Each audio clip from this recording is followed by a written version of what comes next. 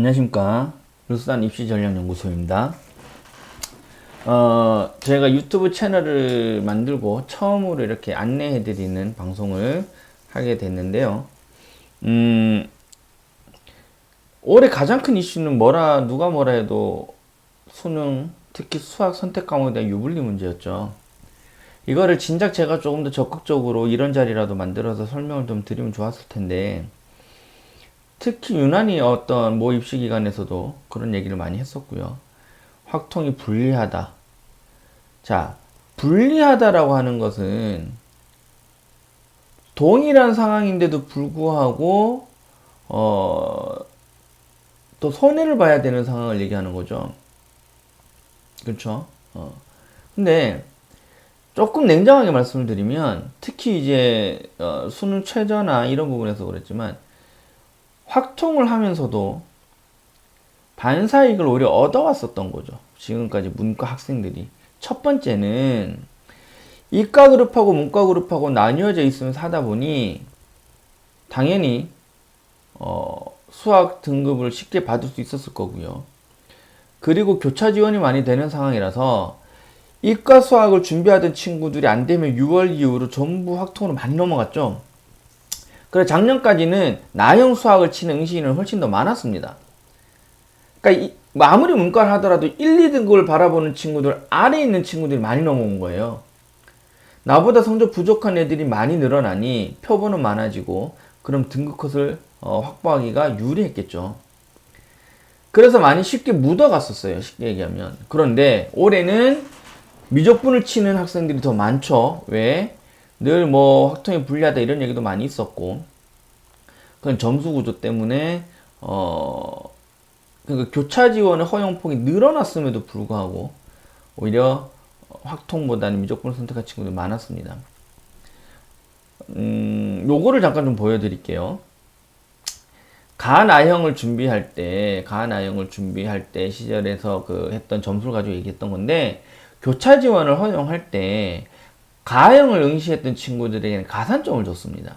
가산점을 줬고요. 그리고 중상위권, 상위권 이상의 학교들은 대부분 수학 같은 경우는 표준 점수로 많이 적용을 했었죠.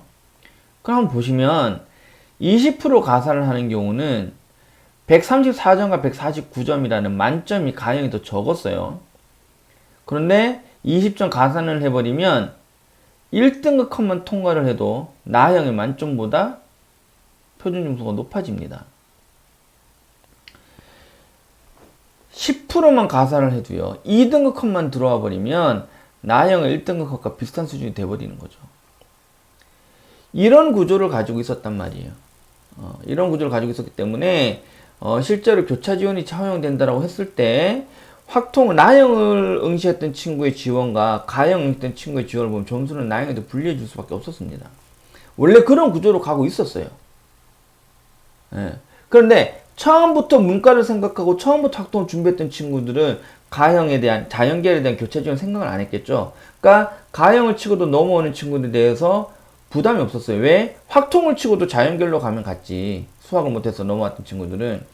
그런 것 때문에 소위 말해서 아무 생각 없이 지내고 있다가 이번에 덜컥 맞은 거죠.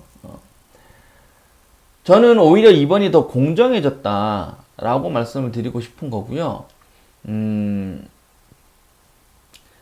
심각한 것은 인문계열 친구들이 국어와 영어에서도 자연계열 친구들보다 점수가 낮았습니다.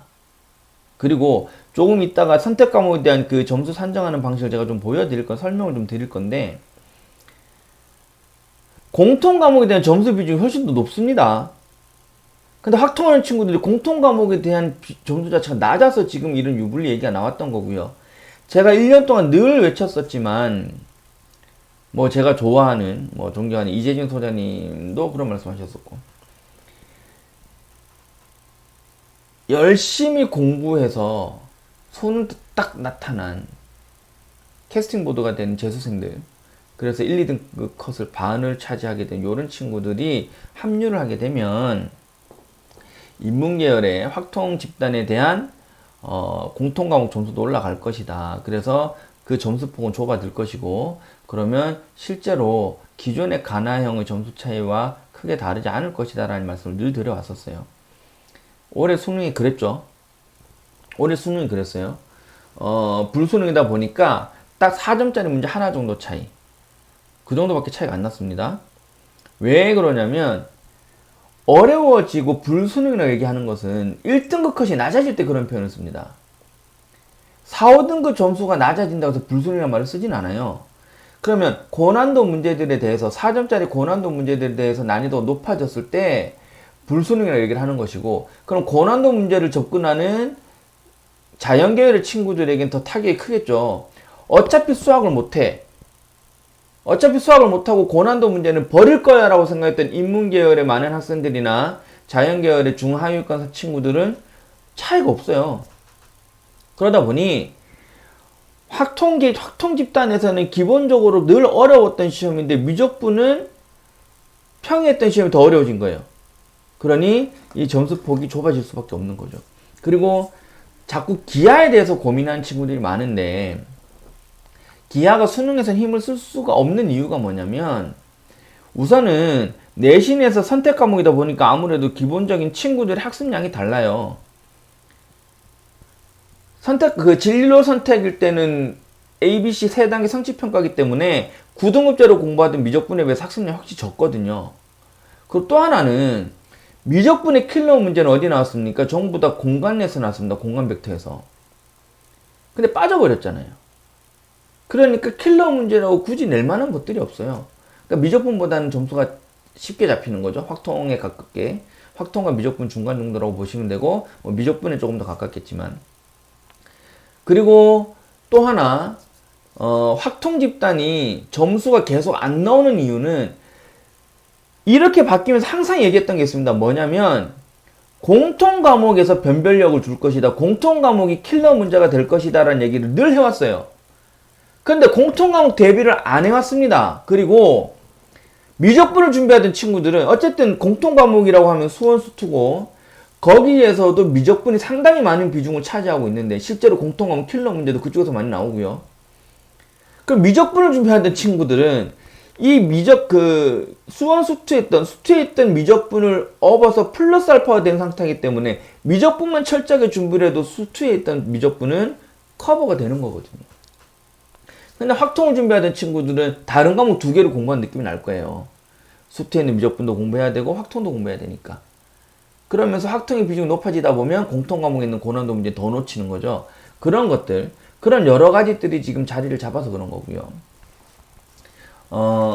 그렇기 때문에 지금 이 구조를 또 뒤에 점수 구조를 말씀드릴 건데, 억울하다고 하시기보다는 지금까지 선배들이 조금 쉽게 묻어갔다. 특히나 수시 최저 등급을 충족하는 부분에 있어서는 그렇게 생각하시는 게 더 현실적일 거고요. 정시에서는 이런 표에 보시다시피 어차피 가산점 문제 때문에 지금과 비슷한 구조로 가형이 훨씬 더 유리하게 적용되어 왔었습니다. 너무 억울하지 마십시오.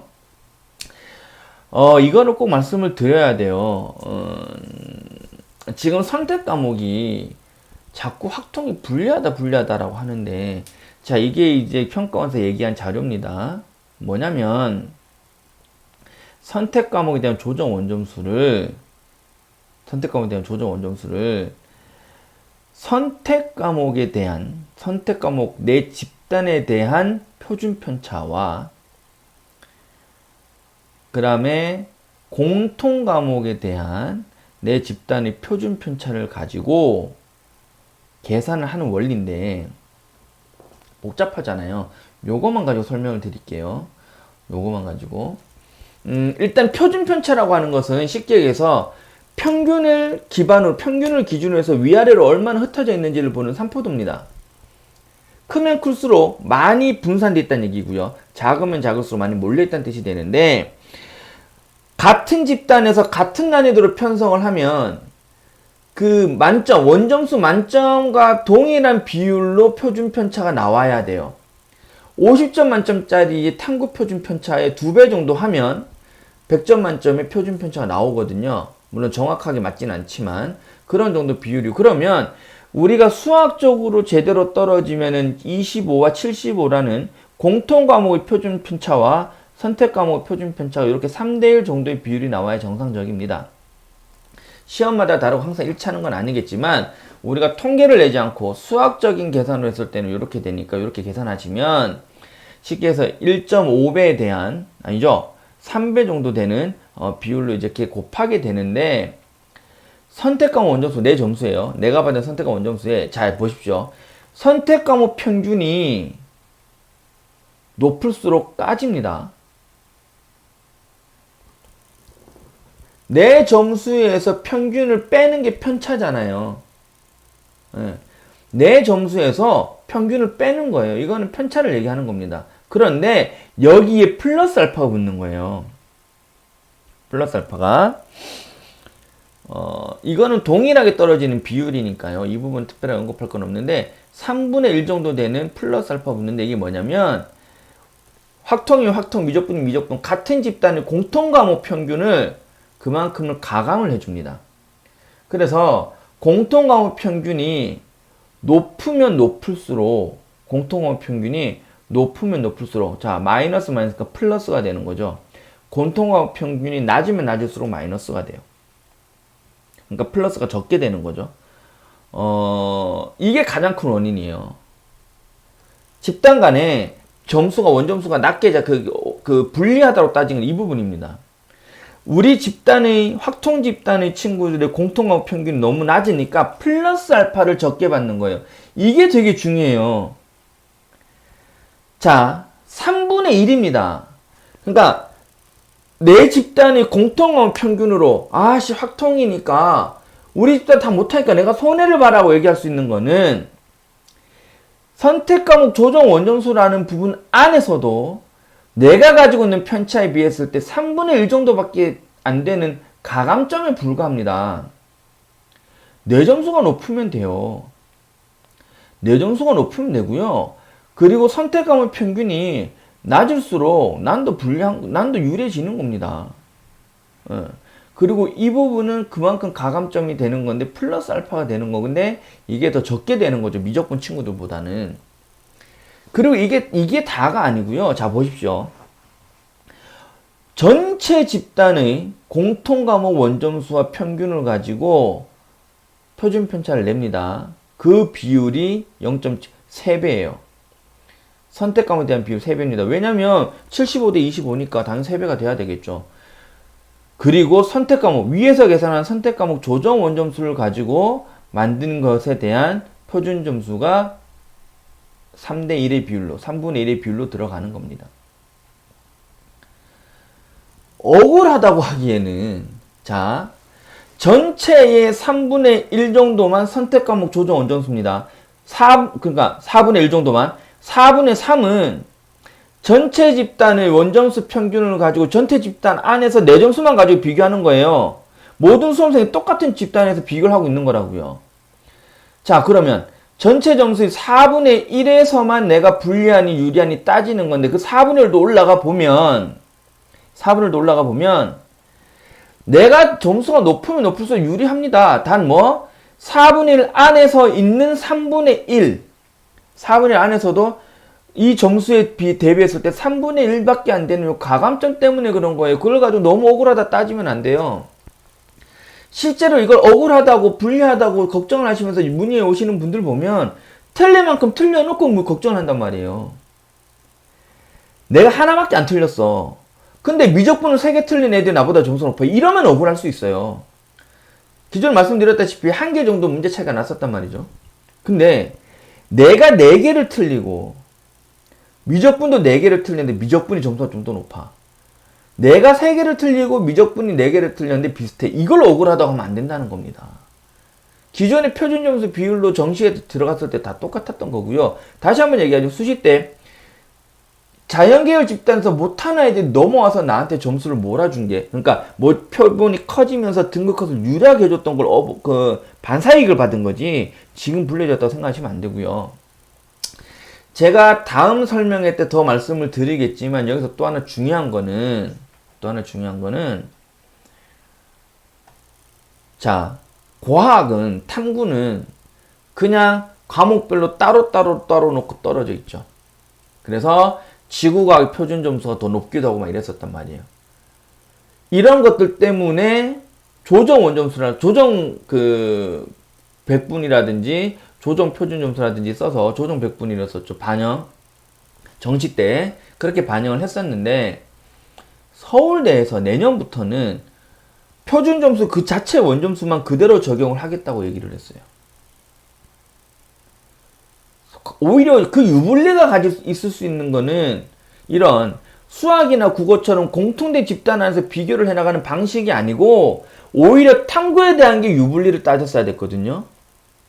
근데 조정 점수 썼었는데 안 쓰겠다고 했단 말이에요. 서울대에서. 그냥 표준 점수 그대로 쓰겠다.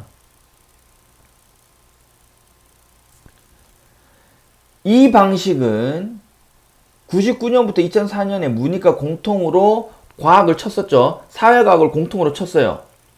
공통 과목을 묶어놓고 쉽게 해서 자연계열은 과학 비중이 높아서 72점의 과학과 48점의 사회였고 인문계열은 72점의 사회와 48점의 과학이었던 이런 시스템이었습니다. 그리고 2005년부터 11년까지는 수학에서 가형의 수학 안에서도 선택 과목을 두고 계산하는 방식도 이와 동일했습니다. 이게 되살아난 거예요. 없던 게 갑자기 생기면서 유불리를 주려는 게 아니라 이게 너무 공정했다 보니 되살아났습니다. 그러면서 실제로 진짜 유불리를 따져야 되는 거 탐구라고 그랬죠. 그런데 그 탐구를 서울대에서는 원점수를 그대로 쓰겠다라고 했단 말이에요. 위험하고 섣부른 예측일 수 있지만 탐구도 공통 과목이 생기면서 이런 식으로 조정될 가능성이 없지 않습니다. 진짜 유불리가 생기는 거를 그대로 반영을 한다? 그리고 부산대는 후년부터, 내년 말고 내후년부터 적용을 합니다. 표준 점수 그대로 적용하는 것을. 조정 점수 쓰지 않고 탐구해서. 이게 조금 더 확장돼 가는 분위기라고 한다면 과학도 진정한 통합이 돼서 탐구도 공통과목, 공통과학과 공통사회를 공통으로 묶어놓고 과학선택과 사회선택을 하게 되는 그런 날이 올지도 몰라요. 그냥 그런 예측을 조심스럽게 해보면서 일단 오늘 방송 내용은 여기서 마치겠습니다. 그래서 유불리에 대해서 따지시기보다는 다시 한번 말씀드리지만 수시 최저를 맞추는 데 있어서 하위권의 자연계열 하위권이 넘으면서 반사 이익을 좀 봤던 것이 사라졌다라는 정도로만 생각하시는 게 가장 정확할 것 같고요. 조정점수 쓴다 하더라도 탐구에 있는 탐구보다는 오히려 이 방식이 더 공정하다라는 것은 다시 한번 말씀드리고 싶습니다. 여기까지 하겠습니다. 감사합니다.